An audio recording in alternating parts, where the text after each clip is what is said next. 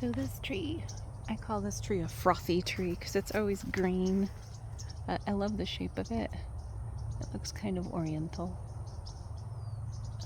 It always has a lot of pecans. Some of them are split, probably half. But it has a lot of pecans, and a lot of them are very good. They're like the success trees, but like they're nuts, except miniature. But they're good and heavy this year. This tree, and then I have two more that way. I got one over on this side, and one more by the street, but it's not, it's never as prolific as this tree.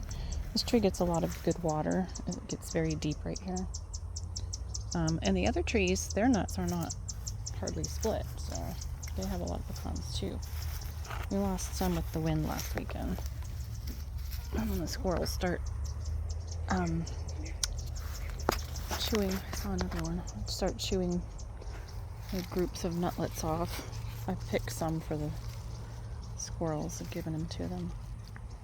But yeah, it's a busy tree. Very busy. There's always large groups. I wish we had large groups of nuts, these grouplets on the success trees. Oh, that would be so nice. The squirrels wouldn't even be able to get them all. There would be so many.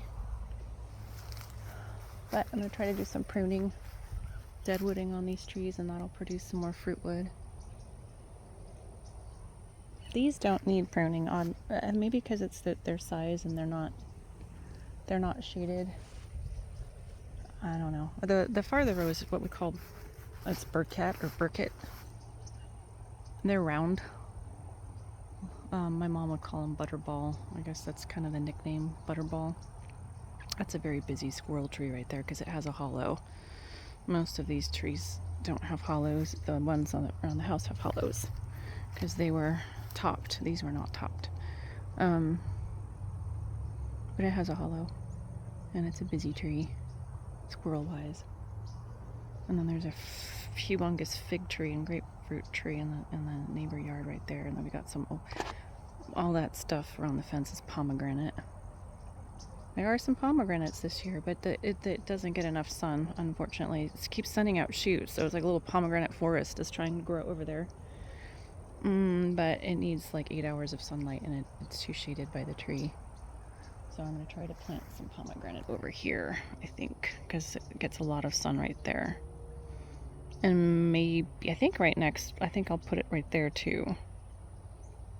Because in some yards, the pomegranates just go nuts. Nuts. Anyway, gotta get back to my soup.